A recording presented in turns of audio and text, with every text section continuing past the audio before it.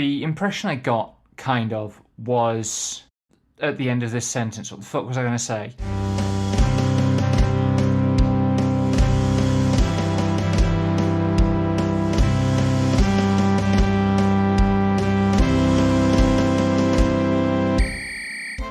Hello, welcome to So We're Watching That Right, a podcast where two lesbians bully each other for having the same taste in anime.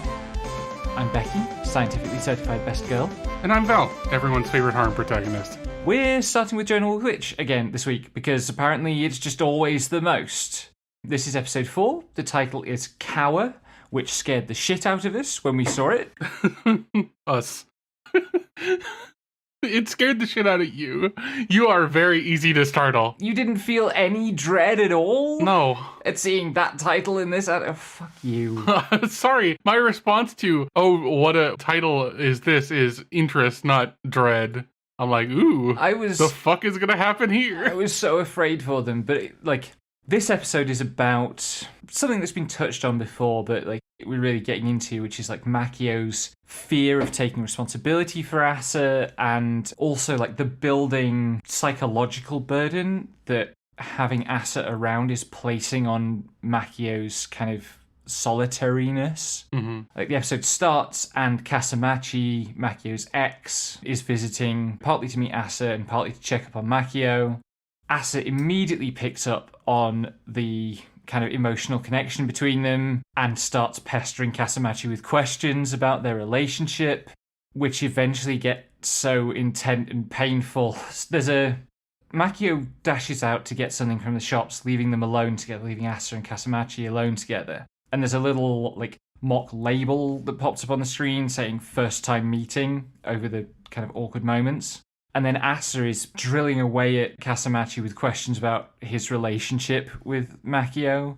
And it gets so bad that there's a burn moment. Yeah. And the first time meeting label gets singed. Yeah, he's putting water on to make tea or something. And he burns himself. And also the label gets burned because Asa is very direct. Mm-hmm. It's really good. Mm-hmm. The other thing is that Asa calls Makio Makio-chan, and Kasamachi comments that nobody calls Makio-chan.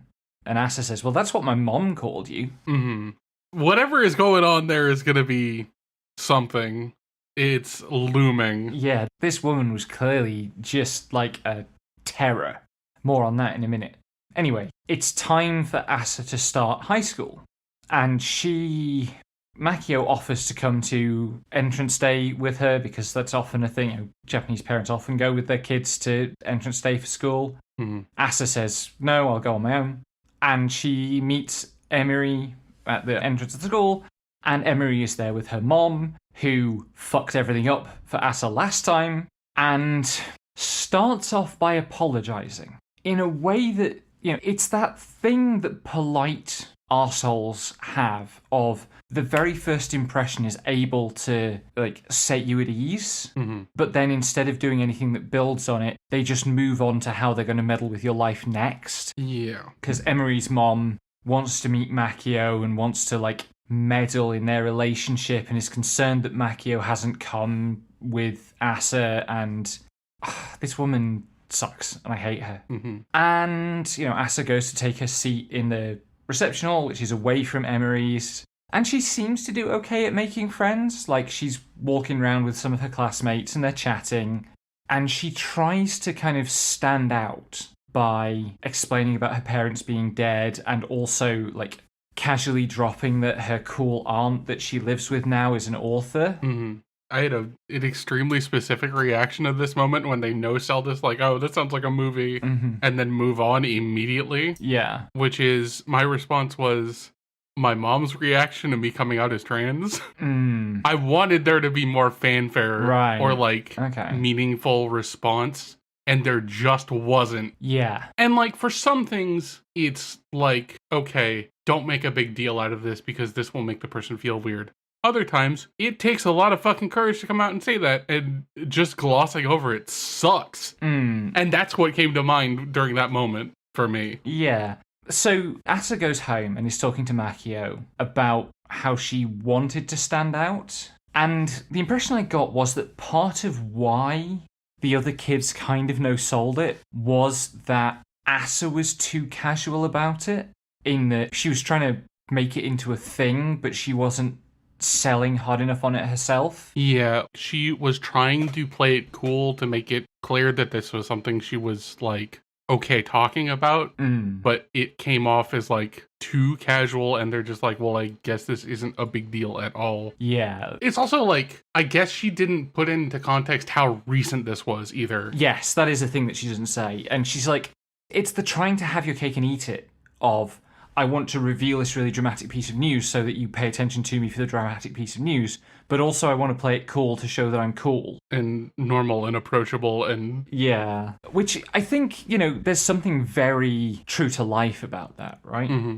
Anyway, Makio is very understanding about Asa kind of wanting to stand out and wanting to make a dramatic first impression, which surprises Asa because Makio is so reserved. Equally, she's surprised because she's only had her mother's feedback on this. Yes. And her mother went the complete opposite direction. Yeah. And also, like Makio says, I'm an author. Like, there is something very, like, narcissistic about being an author. Which is why I'm terrible at it. The difference between being a writer and an author is the gap that I'm struggling to get through. This does not reflect well on me at all. I never said a damn thing about you, and I love you very much, but... I know. We both know how you take to praise.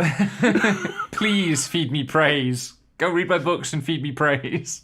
Anyway, so one thing Makio says is you can't trade on my coolness, right? People aren't going to be interested in you because I'm an author. You have to do something. And she suggests forming a band.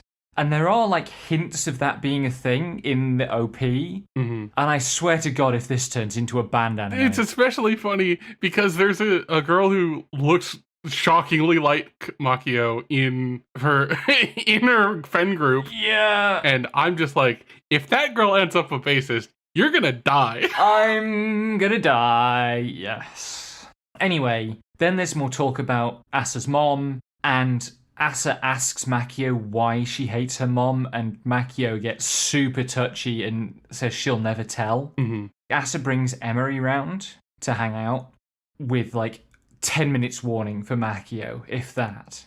And this is where it really starts to kind of be a problem for Makio, that she doesn't have her own space anymore, because this apartment's like 3 rooms. Yeah, it's like, it's a 1-bedroom, 1-bath, and it's not large, but she doesn't own it, so she doesn't want to give it up by having to move out. Yeah. And, like, the very first episode of this starts further in the future when they've gotten used to living together, was my impression. Yeah. And I'm kind of clinging to that because clearly they'd kind of arrived at an accommodation. But, like, every moment of this show is just so real and so emotionally powerful. So, next up is The Invisible Man and His Soon-to-be Wife, episode 3. Tonome has officially asked Shizuka to be his girlfriend, and she's agreed. And they are trying to, like, not let that impact how they are at work. Mm-hmm. And we start with a bunch of Shizuka thinking about how much she wants to, like, be with him. And they've been at work a lot, so they haven't had time to hang out outside of work and stuff. And she's, like, admiring him for how disciplined he's being about not, like, flirting with her. And then it turns out that, no, he's pining just as much. And he cracks and says, can we put aside that promise to not let it show at work just for a bit so that we can have a hug or whatever? And her response is that she tickles him for being the one who actually cracks, which is a little unfair. A little. But then they do manage to have time to, like, he takes her home after work one day and she invites him in for tea. She's made a huge effort to clean up her apartment and, like, even had her mom round to check that it's clean enough to host guests and stuff. Mm-hmm. And it is in very good condition. But he sits down at the table and realizes that lying on the floor next to the table is a pair of her panties somehow. Like, there's no explanation for why there are panties just in the middle of the floor. Mm-hmm. And she finds them, and to put her at ease, he tries to pretend it's a handkerchief. Which he buys. Well, she buys that he Yes. thinks it's a handkerchief. She buys into his, saving face. Yeah. But also goes, this is a pair of my panties. I really am glad he thought it was a handkerchief. Yeah. They're so kind to one another is the thing. Mm-hmm. Like, at the end of that visit, they talk about kissing, and there's this really interesting thing that, had not occurred to me at all, which is, normally when you go to kiss someone, there's a lot of, like, eye contact that you use to navigate that. Mm-hmm. And they can't do that. Yeah. Because she can't see and he's invisible. Yeah, it's definitely the sort of thing that, like, this would be true even if she was not blind or if he were visible. But both of them have reasons to have thought about this before. Yeah. So making a point of talking about it is a really good discussion to have. Yeah. I'm really interested to see how they develop that theme. Because again, like, my impression is that they've done the work to get this right. And if they haven't done the work to get this right, they've done a lot of work that went awry in the attempt, which is also an interesting position for it to end up in.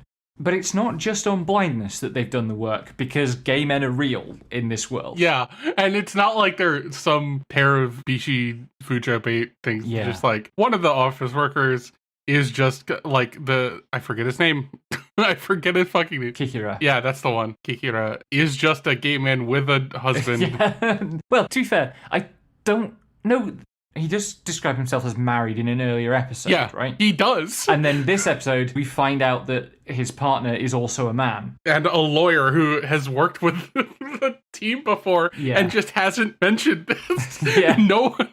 So they come back. So you're just like, I'm going to come back in next week and you're going to tell them that we're married, you dingus. Yes. And like, the lawyer is kind of like handsome, right? He's a bit glammed up. But Kikira is just a slightly pudgy, kind of ordinary looking dude, like a little bit bearish. Yeah. He never like dresses, like he's always in like a really plain t-shirt and slacks, yeah. Maybe like a sweatshirt and not even like a hoodie, just like plain. So it's cute. And it's one of those moments, like, with us watching a couple of like BL or BL adjacent shows this season, like the contrast is so stark when we just get, casually, like, gay people are real. Gay people are real and we're normal about them is the second part. Yeah. Yes, the only fuss that's created is, wait, why didn't you tell us this was your husband, you fucking dick? Anyway, then Shizuka takes ill, and her mom comes round to, like, look after her. And then Tonome goes round to look after her. Specifically, Shizuka doesn't know that her mom's there when she invites Tonome over. Right, yes, that's right. She wakes up and her mom is like out on the balcony hanging laundry. And so she invites Shizuka over. Tonome.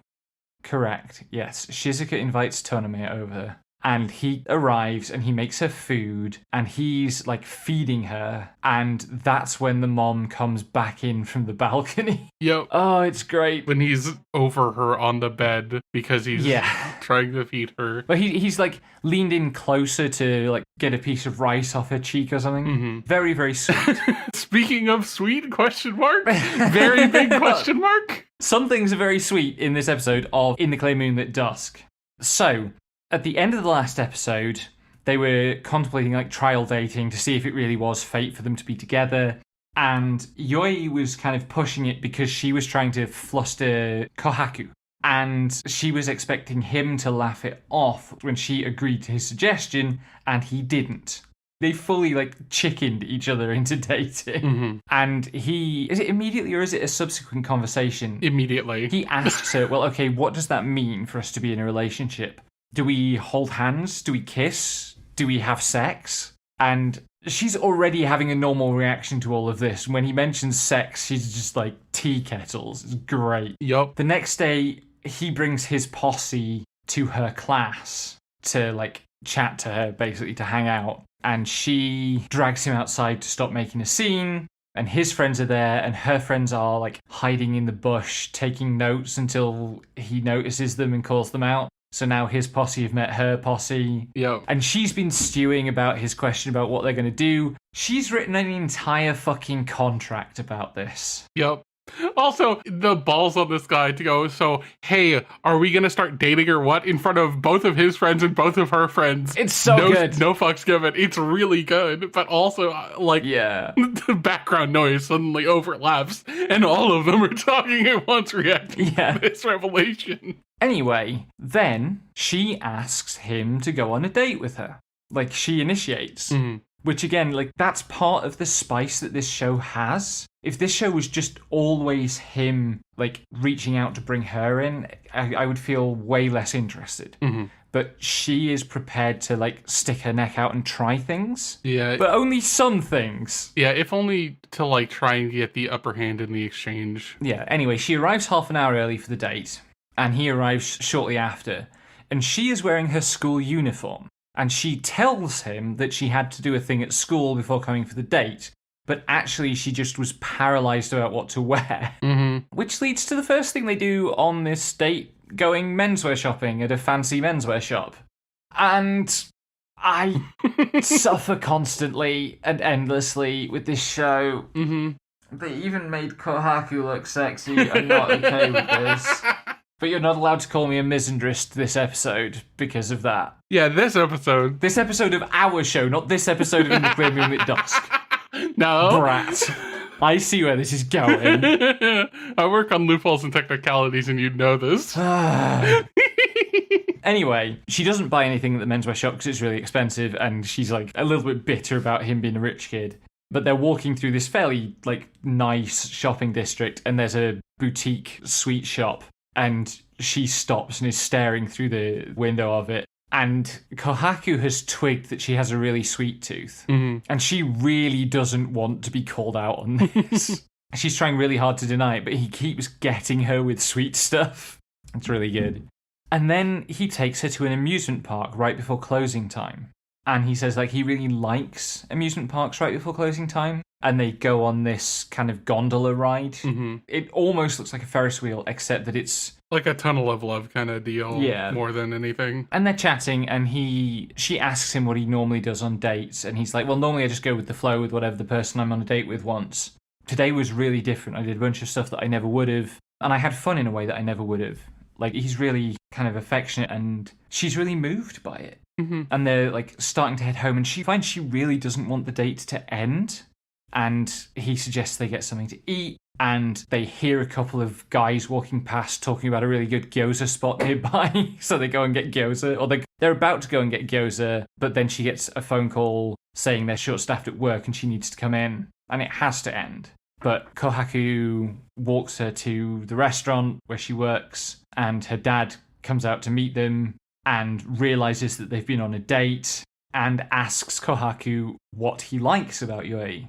And what Kohaku says is he wants to look at her forever. Yeah, he goes, oh yeah, her looks. Because if I date her, then I get to see this beautiful thing every day. It's just like, this reasonably sets Yui off. Yes. And the next day, she's told him to stop coming to her class and badgering her there. And she's kind of avoiding him because of that. And she's walking down the hall with her friends and just gets yoinked into an empty classroom. Mm-hmm. And it's him. And he's like, why are you avoiding me? And she presses him on exactly this. Like, are my looks really enough for us to base a relationship on? And of course, the thing is, like, there's a lot more going on there than just his interest in how she looks. But it's going to be interesting to see how they articulate that, or how much they're able to articulate that. Mm-hmm. Speaking of it being interesting how characters articulate things. Indeed. The most dense show with the least dense leads. It's You and I Are Polar Opposites, episode 3. So again, I had to watch this twice to like make enough notes to be able to talk about it. Also, even though we're watching this with the dub, I had to turn on the subtitles to understand what Suzuki was saying because she's so squeaky. Like, in the intro of this episode, her friend Asuma catches up to her as they're arriving at school and starts grilling her about Tani. And when Suzuki is talking about, like, she's dating Tani now and sorry she forgot to tell you and that sort of thing, she's just squeaking. Mm-hmm. It was unintelligible to me. So clearly part of how this show is going to work we've established the main couple, and they're going to have to keep working out how their relationship is going to work and all that stuff. But now we are moving on to their friends, who are also going to start getting together. And what is established about Azuma is she likes bad boys. Her last ex ghosted her because he got thrown in juvie, and she's kind of moaning about this as she comes into the class with Suzuki, and she ends up saying, maybe dying alone is what I deserve for finding good people unsexy. So that's one side of the couple that's being set up. The other side is a boy called Tyra, who looks very mid and boring, and is convinced that people are only acting out of, like, status, and that all dating is determined by your place on the social ladder and so on. And he thinks that Tani is a nobody. And when he sees that Suzuki and Tani are now dating, it completely shatters his worldview. Yeah, especially because his image of Suzuki is that she cares a lot about what people think about her. Yeah. Oh god, I didn't put the line in the notes. You didn't. At what point Tyra says to Suzuki, you really care about what other people think about you. And she responds, oh god, is that what people think about me? It's really good. It's such a good line, and it's so well delivered. This show is so well written. So yeah, like, Tyra is having this identity crisis where ultimately he realizes that his belief in all this, like, social status stuff isn't normal, isn't the way most people think, it's just him. Yeah, even, like, literally saying as such. It's Yeah. like, oh god, am I the only one doing this? Which is just like, yes. Yep. He managed to break himself out of his own incel spiral, which I'm really proud of him for. Yeah. Although, there is a moment at the end of this episode where Tani says he's a good person, and he gets super mad at it. Yeah, I mean... Because he's still kind of clinging to that, like, moody shithead vibe. Been there. Yeah, well, you're not allowed to do that anymore. So that's, like, the Tyra and Azuma side of this. The Suzuki and Tani side of this is that Suzuki also appreciates a bad boy, and, like, her favourite idol Yeah, her Oshi is kind of a bad boy. And Tani gets worried that he's too nice and he should try to be more like this bad boy idol for Suzuki's sake. And she has to be like, no, I like lots of people in different ways and I like you for being you.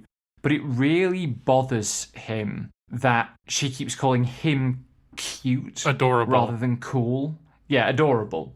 I mean, it's kawaii in the Japanese, so, you know. At one point, he has a dream sequence, and I have to talk about this. He has a dream sequence of her calling him cute, and in the dream, he asks her what that means. And the next shot is him tiny lying on the floor, and her kneeling on top of him, giant, going, oh, my cute little Tanny, which some artist or writer or something is telling on themselves. With that shot. I mean, it was the one mangaka. Anyway, he wakes up and his cat is, like, lying on his face as the explanation for why he had that dream. But it nags at him. Meanwhile, his, like, after-school thing is he's a library assistant.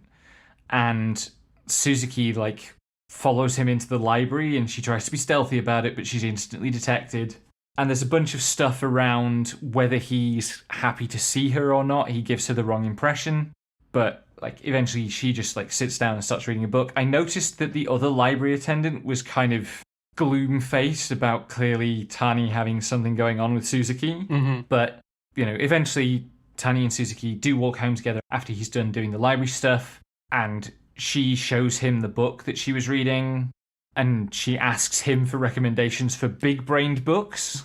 Specifically, she ended up starting to read a book that was the first in a long series, so she keeps adding excuses to go back to the library to get the follow-ups, which is cute. Yes. And even cuter is, you know, when she asks him for book recommendations, she's like, I'm sure the books you like aren't going to be the same as the books I like, but that's fine, I want to learn more about you. And he calls Suzuki adorable and starts, like, stroking her hair and then her cheek. And she gets very, very, very like nuclear blushy. And it crossfades to Tani doing the exact same motions with his cat.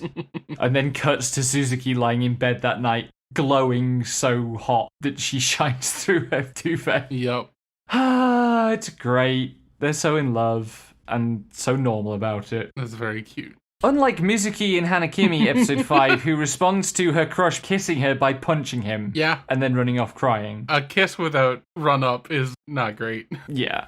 Anyway, then she is, like, the next day or something, she's talking to the RA, Namba, and this is spotted by another character. We were watching this, and there's a very brief glimpse of this character in the intro, and I said, I want to know what's going on with the pink boy. Mm-hmm. And this is the pink boy. Yep, and I went, you've gotten your wish. Mm-hmm. I was not disappointed, because it turns out that Nakao, the pink boy, is in love with Namba, and sees Mizuki talking to Namba once, and starts a truly vicious bullying campaign. Like, the next morning, Mizuki goes to her shoe locker, and a flood of thumbtacks pour out. Yeah, like a uselessly large amount of thumbtacks. It's so many thumbtacks! They pile up in drifts around her feet. Also, a thing that you forgot to mention is that Nakao is the previous, like, subject of the weird, like, fixation on the twinkiest boy in school. Yes. Mizuki has already stolen his thunder as, like, Queen Twink. And he's mad about it. He's mad about that. He's mad about perceiving her as this threat to the boy he likes. Eventually, she catches him at it and confronts him, and he drops his phone, and it falls open, and she sees his lock screen, which is a photo of Namba, and she's like, oh, right, I see what's going on. You are in love with this boy. I'm in love with this other boy. We should be friends. She's just too chirpy and nice and wins him over. Then Mizuki and Sano are walking home, and these two girls from the girls' school approach them and offer them Valentine's gifts because they heard about Mizuki standing up to... I've forgotten the rival character's name. I also forgot. Never mind. Sano's rival... Sorry, they're not girls' school students. They're students at the same school as the rival. Yeah, Kagurazaka. Kagurazaka, thank you. Yeah, they're kind of impressed with Mizuki having put Kagurazaka in his place. So one of them gives Mizuki a Valentine's gift, and the other just kind of has a crush on Sano and offers him a Valentine's gift, and Mizuki is standing there getting very, very jealous, even after Sano turns the girl down. And that night, Mizuki, still worrying about this, calls the doctor for love advice, because this is definitely the guy you want to ask for love advice. And she's struggling with this, like, if I want to date Sano, then I have to give up the charade of being a boy. But if I do that, then I'll get put out of the school, and so on. And the doctor, who already is open about being gay, goes, you know, you don't have to give up the charade of being a boy to profess your love for Sano. You can just be gay. And then we find out that Mizuki's brother is coming to Japan and is going to come and visit her. Yup. The same brother who sent her a dress, so she definitely hasn't told him what the fuck is going on. And that's going to be fun. And that still might only be the second most disastrous sibling thing this week.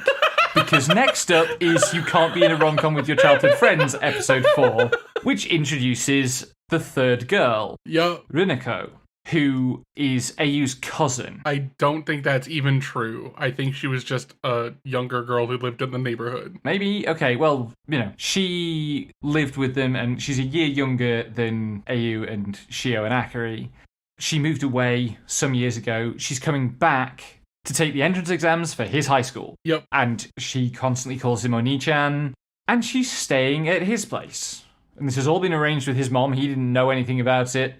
And the thing about Runako is that unlike Shio, who is always like playful and making a joke of her throwing herself at him, and Akari, who is her tsundere, Runako is completely unafraid to make her advances and is never going to pull back from them or downplay them. Even does it in front of the other two girls. Yes, who are in just like farce level crisis management this whole episode, because there's a moment where she's alone with the other two girls and she says, I like Ayu, I want to do naughty things with Ayu. Mm-hmm. And they realise she's so far ahead of them. By being able to say that outright to other people. Whoa, they're in danger. They are in danger. And so they're desperately like slapstick nonsensing to try to keep her physically away from Ayu, despite her best efforts. And obviously that's not going to last. And so she's been very open with AU about, like, I like you. And he keeps dismissing it as she's just a little sister. She doesn't mean it. You know, this episode opens. He's sitting in the park chilling out by himself and thinking how nice it is to get away from all the drama. And he hears two young kids in the sandpit, and the girl, like, asks the boy whether they'll get married, and the boy says, yes, absolutely, when we get older. And it's like, that's exactly the promise he made to Akari that got him into this mess. Yep. But, like, he keeps trying to think about Runako as childish so that he won't get attracted to her either. And then he sees her, like, they're playing in the river, and a young kid nearby, like, bangs his knee and scrapes it really badly. Mm-hmm. And Runako looks after him and then says she's going to train to be a doctor. And Ayu's like, wait, she's actually quite grown up. Oh no, she might be serious about me. And again, Shio and Akari magically appear at that moment to run interference. Yep. And then at the end of the episode, she comes out the river With some holding crabs. She And just goes, crabs? Crabs? Crabs? And then falls over. and then just plays with crabs while the episode title scrolls out. Yes. She's she's living up to the purple legacy. She really is. My God. I'm so happy. Also technically perfectly resembles Yoroshi in some important respects. Yeah, like, I made the shitpost in the server, but she's purple, she's named after the moon, and she loves Pomu, her owl plushie. Welcome back, Solentowski. Yep. Anyway, moving on. Isekai Office Worker, episode 3. The other world's books depend on the bean counter. The entire title is so goofy. Yes. A lot happens here. Arash is getting mad at Kondo because Kondo won't delegate any work to his subordinates. Kondo responds that he feels like he has to take an interest in everything his subordinates are doing. He has to understand it. Meanwhile, Arash never does paperwork. And Kondo points this out, and Arash gets really bothered by it. And also, he doesn't seem to understand why all the paperwork exists, which is a different issue that he makes a good point about. Yeah. Because that's kind of the problem with the whole, like, financial situation. It's just like, oh yeah, your entire department keeps sending me bullshit receipts and claims for money that they don't need. Like, my job would be easier if this wasn't happening, if you paid attention to your subordinates, was the thought process. Yeah. We also... So Kondo at one point gets summoned to meet the Prime Minister because, like, he's submitted a financial plan and the Prime Minister wants to talk about it. Arash gets very jealous about this. And, like, I think there is friction between Arash and the PM, but also this is mostly about, is the PM making moves on Kondo, which he might well by the end of the series, because BL is like that sometimes. Kondo at one point thinks, I've had my fair share of romances, but there is something different going on here with Arash, which is interesting. But the highlight of this episode is Yua, the maiden hero. She's really, really, like, trying to make a pass at Arash, and he's really no-selling her. And she's trying to get him to eat lunch with her. And Kondo and the blonde puppy boy who works in accounting with him show up, and somehow that's enough leverage to get the four of them at lunch together. It turns out that Kondo has been spinning a bunch of tall tales for this blonde co-worker about what life was like in his world. Norbert is his name. Norbert. Fucking... I know there are real people called Norbert. But come on. I mostly remember that as the name of the dragon from fucking Harry Potter, unfortunately, so... That's a personal... It's also a terrible name for a dragon! Yeah. God, J.K. Rowling's a hack. Anyway, Yua has an assigned bodyguard. And it turns out the bodyguard has a real chip on his shoulder about Kondo. Because Kondo isn't falling over himself to swoon over her. Yeah. And he accuses Kondo of having stalked Yua. And Kondo says... I would never do that. I'm not interested in people younger than me. She's like 15 and I'm 29. And Arash, who it turns out is 22, which is just not true. This is an adult gentleman. He's not 22. But, like, he's 22, and he gets super stressed about hearing Kondo say he's not interested in people younger than him. Yup. It's so good. It's real good. Holy Grail of Eris, episode 3. There's a masquerade ball. It's called the John Doe Ball, which, now that I'm saying it out loud, just makes me want dough balls. Like the Pillsbury Doughboy, the John Doe Ball. Anyway, Connie attends wearing Scarlet's mask, and Scarlet gets Connie in a maid outfit again. There's definitely something going on here. I know you want that to be true, but I think it's just a useful disguise for, infiltrating noble places. Mm-hmm. Anyway, like Scarlet is coaching Connie to kind of put on the same masquerade performance and identity that she used to wear, which involves going by Eris at the party. And the theme of this show seems to be balls getting interrupted by drama.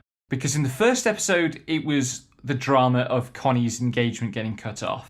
Last episode, they were at a ball and it got interrupted when one of the ladies at the ball glassed another lady. This one gets busted for human trafficking because there are some dancing girls there who are slaves. Yo! I really hope I hope every episode climaxes in a ball where some shit goes down. Anyway, the ball gets busted and panic happens. Connie is about to be caught in the sweep when Randolph Ulster shows up, makes it clear that he knows that he's encountered her twice before, and they get engaged. Like, there are lots of advantages to them getting engaged. Like, he's a widower, he's sick of getting marriage proposals, and being engaged to her means that he won't get that anymore. He can clear her family's debts. That's beneficial. He wants some information from her, and he also has access to contacts and stuff that she can get info from. And she very quickly comes clean about the whole scenario with, like, the ghost of Scarlet and stuff. He doesn't believe her about the ghost part, but he does believe that she cares about, like, finding the truth. And then there's a very sweet scene where Scarlet's like, so you're going to stop helping me now because your family is safe and so on. And Connie, being a sweetheart, is like, no, I spent a lot of time wishing that somebody would save me, would help me, and you're the first person who did, and I want to repay that.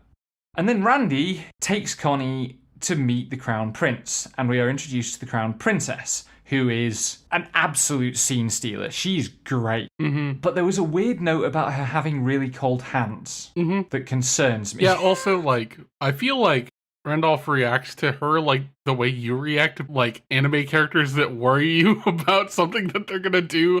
Like, he's just like, I don't trust that woman. Yeah. Also, there's a couple lines in this episode when he's talking to one of his underlings, and he mentions Connie, and he's just like, so are you gonna bring her in for questioning? And he goes like, no, we got engaged. It's like, what? And that's the reaction he gets, because what the fuck? It's an odd show. I'm looking forward to seeing where it's going. Yes. The engagement was an incredible swerve. Yep. Speaking of some incredible swerves, Reborn is a dragon hatchling. Episode 3.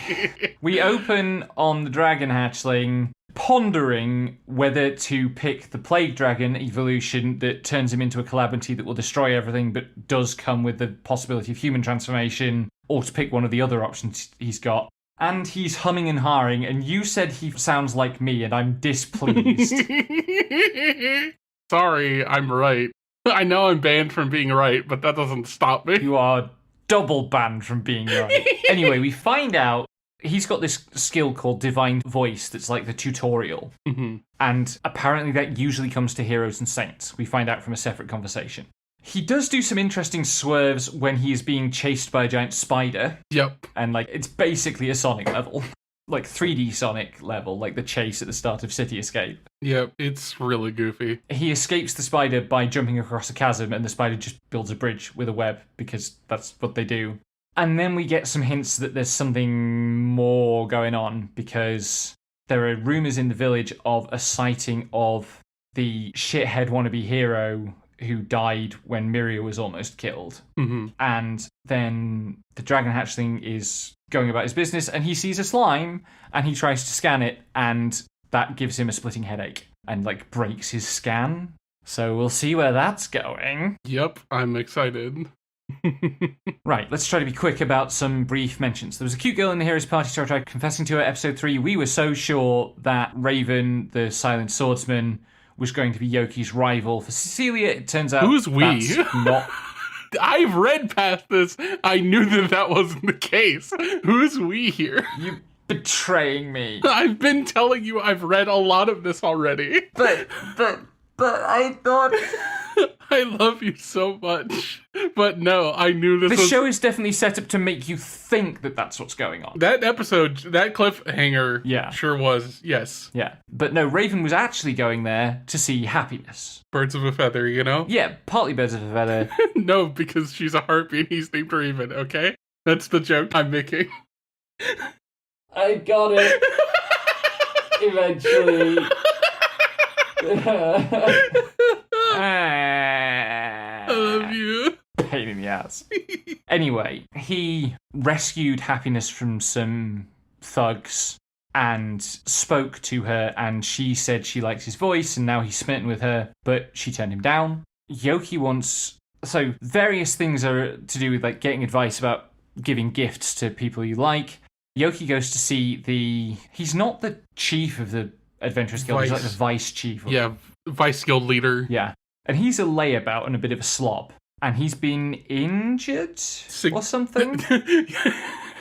He's been injured, she says, like he's not laid up with a broken arm and several cracked ribs. Right, yes. He is bandaged to shit. Yes. Because he pissed off his wife, who is a former A-rank adventurer. Yes, so they go to see him, he's lying in bed, injured, and it's his wife who beat him up because he was being a shit. And his wife is, as you say, is a former A-rank adventurer. He is also a former A-rank adventurer. But the wife shows up, and it's the head maid from Cecilia's mansion. Which explains a lot about why she is the way she is. Mm-hmm. Anyway, Raven and Yoki go gift shopping to buy stuff for their love interests. They're like good wingmen, honestly. But Mikina, the redhead girl from the hero's party who's in love with the hero, happens to find them there, drags them for coffee because she wants to grill them.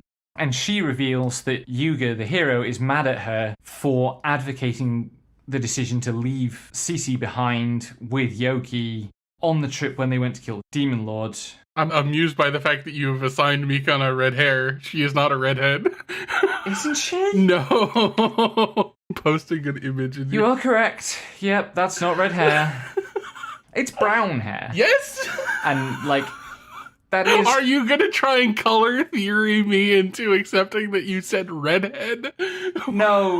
Like I'm trying to trace why I made this mistake, and I think it is because like I skipped from brown hair, intense, short character to Megumin, who wears red and has red eyes. Yeah. Yeah.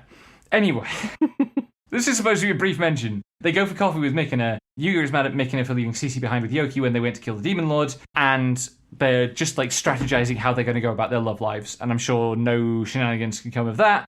Unlike in Tune Into the Midnight Heart, episode 3, which is all shenanigans. Mm-hmm. With a VTuber girl, this time mostly. Yes. But before that, the girls are talking about like going for food after school, and Boy says he has plans. So the girls go, oh, he's got plans, that's interesting, we're going to stalk him. And they follow him, and it turns out he's going to his part-time job. Because it turns out he hasn't actually made millions on the stock market, which is what he boasted of when he said he was going to replace the Broadcasting Club's gear with good gear. And also, this school doesn't allow students to have part-time jobs, so now they have compromat on him, which is good because they need to have anything possible to put him in his place. Most of this episode, though, as you say, is about the VTuber girl, who is very wooden-faced and not very expressive, and this is starting to put a limit on what she can do as a VTuber and her audience growth and stuff. And I felt very called out again, because this does happen. Like, I never learned how to emote properly while streaming. And honestly, like, I really didn't like how he went about solving this, which was basically to trick her into thinking she wasn't streaming and then winding her up so that she got emotive.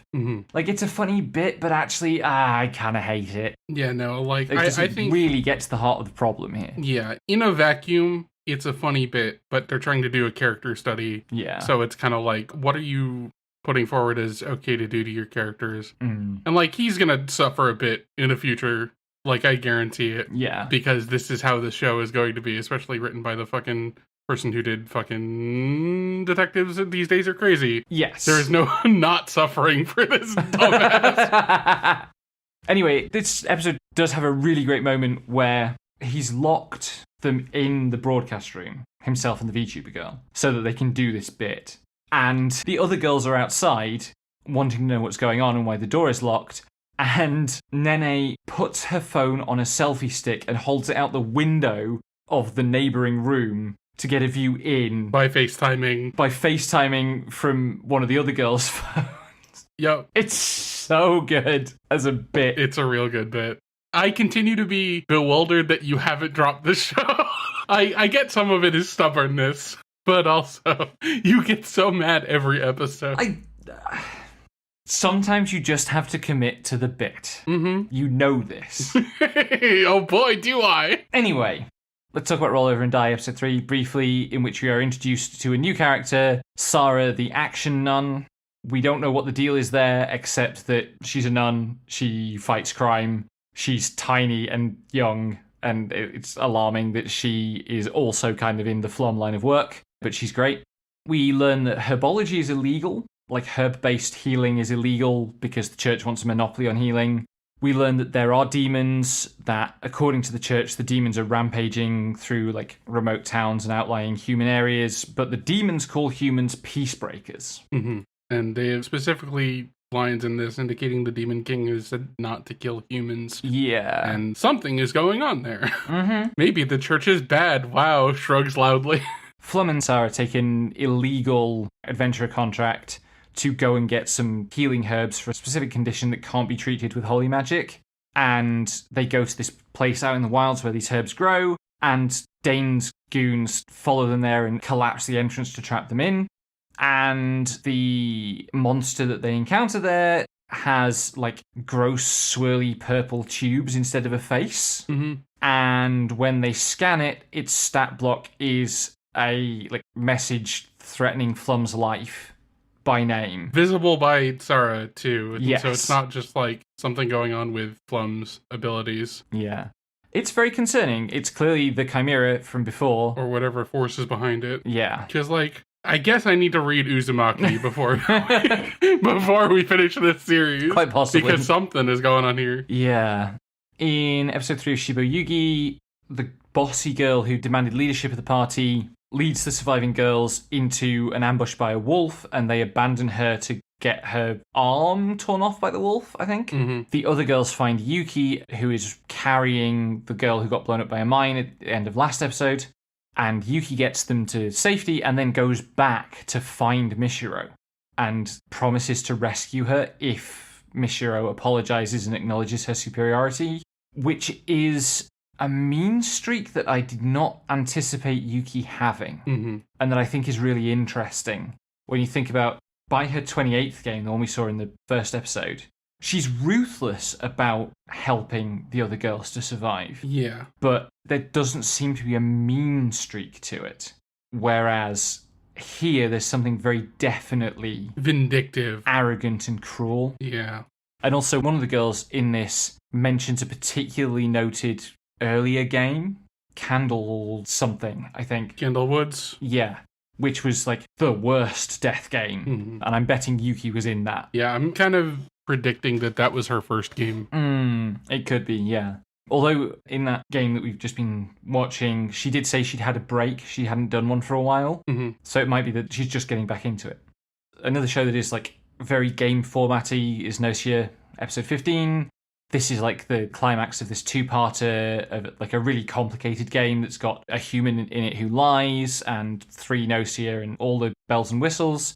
And eventually Yuri manages to win by lying themselves. Mm-hmm. You know, because the fact that there is a human in the group who will lie to help the Gnosia doesn't prevent humans who aren't that one from lying for other reasons. Yeah, and it's also kind of mirroring the whole, like, Yuri is the stand-in of the protagonist from the game, and in the game you could probably make claims that you didn't back up with facts.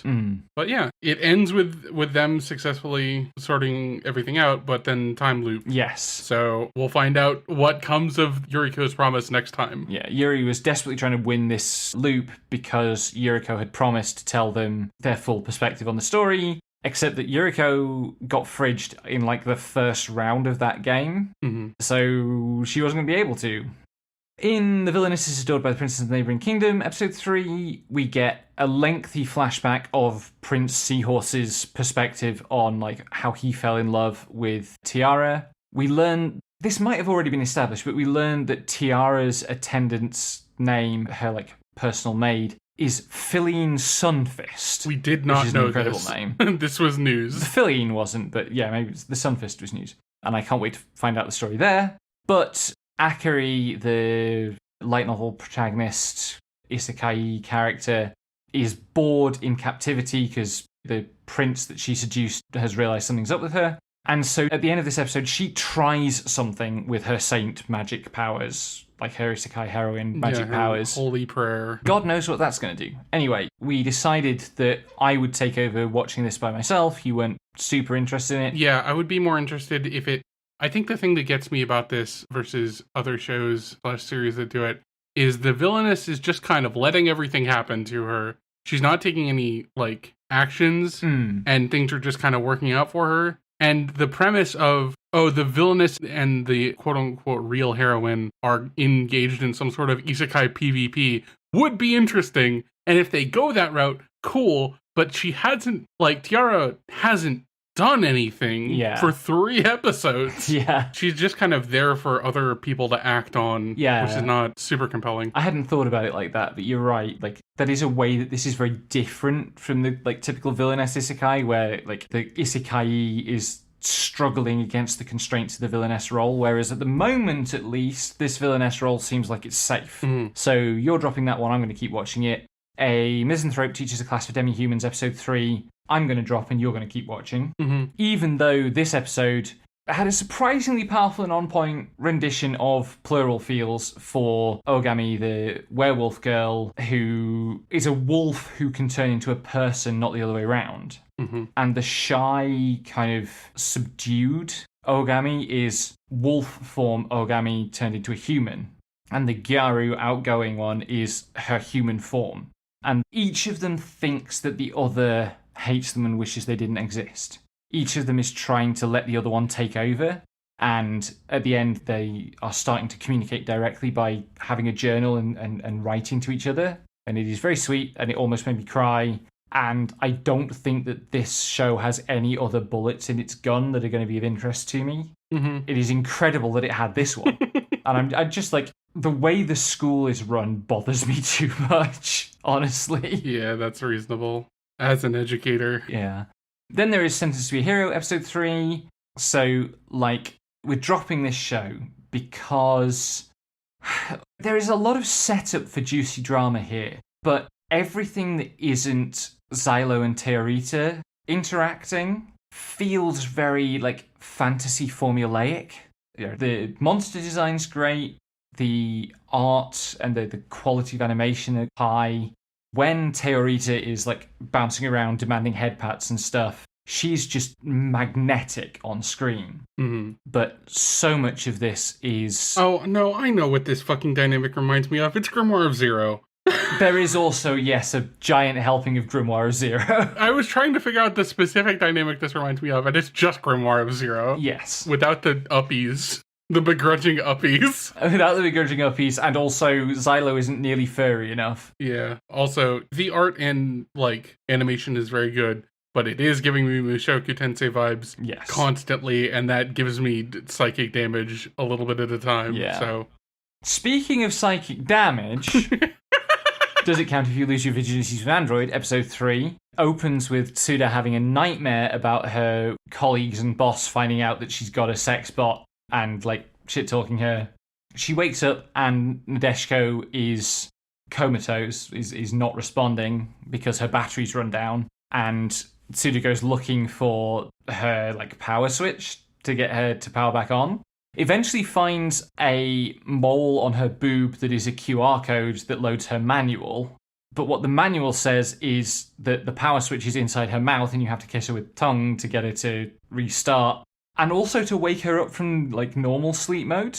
Well, there's a caveat. She only has to do that because she's not registered as the owner yet, because she hasn't fingered her robot girlfriend. Like, and she still hasn't fingered her robot girlfriend, but she did buy her a cute dress and then get kind of stun-locked by how cute she was in the really cute dress that she bought her specifically to make her cute. There are disaster lesbians, and then there's Tsuda in this show.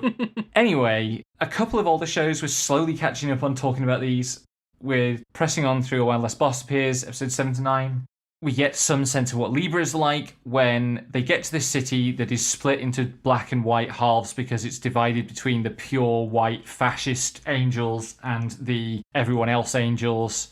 And Lufus decides they'll go to the dark side of the city first. And Libra goes, so you like black. I will make sure to lay you out black underwear from now on. Mm-hmm. We get the infamous ammo glorp where Lufus makes some replacement ammo for Libra, and the noise that happens when she vacuums up all the ammo into her skirt to reload and stuff. Whatever.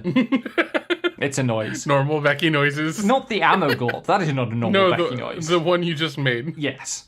They recruit Igokaros, the goat, and he mostly looks like a demon when he is first seen, but then he turns into a butler, and he lives in Lufus's shadow, which means he is often depicted as just the top half of his head poking out from her shadow at ground level. Mm-hmm. Every time it happens, it makes me feel like I'm looking at a broken frame.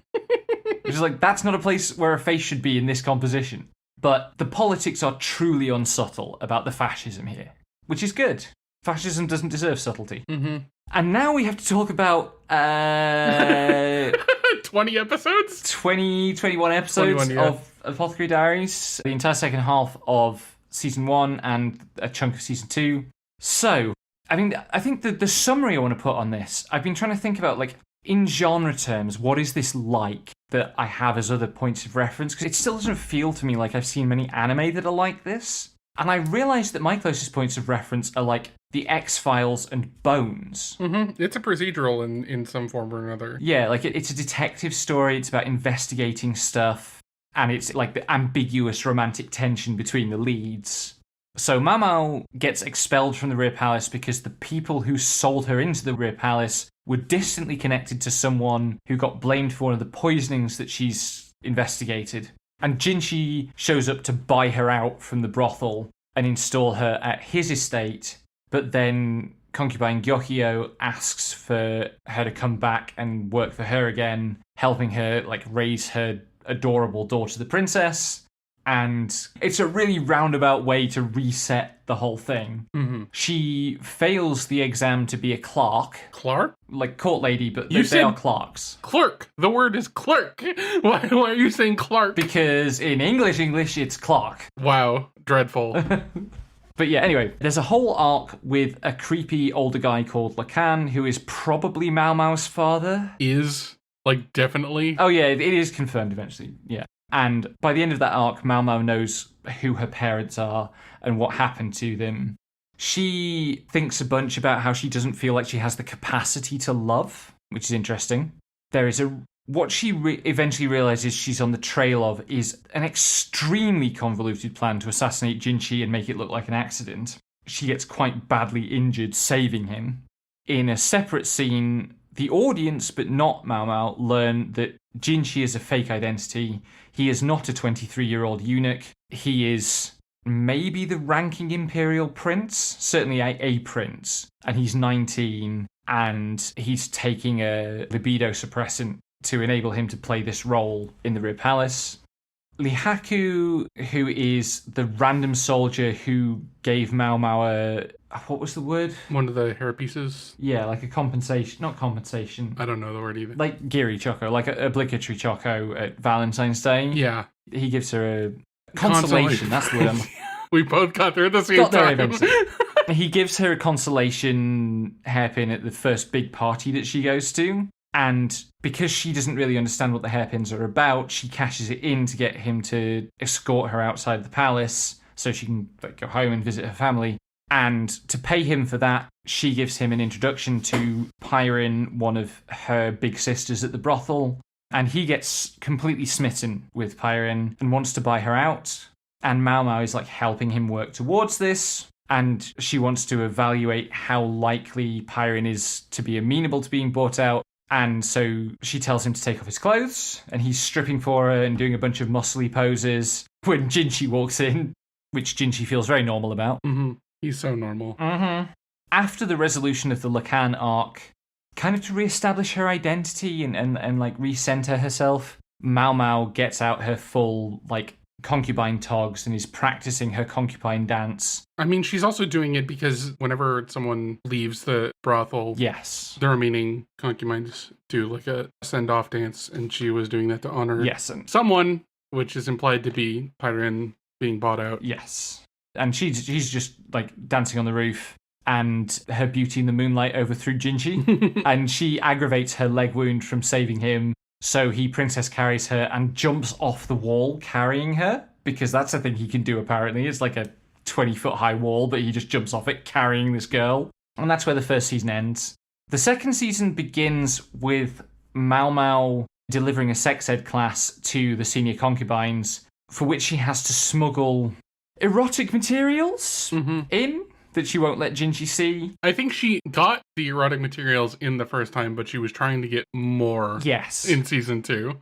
Then Jinchi found it. Yes. And somehow this ends up with Jinchi and the Emperor ordaining like a literacy program for girls in the Rear Palace and triggering a craze for reading. By implication, reading quite smutty stuff. Yep. It's not all smutty. It is a lot of romance, though. Yes. We get introduced to another girl from the like serving girl tier that Mao Mao was initially in, who is called Shisui. She is chaotic, she is a purple, she loves bugs. Her first action is to catch a cat for Mao Mao. She rules.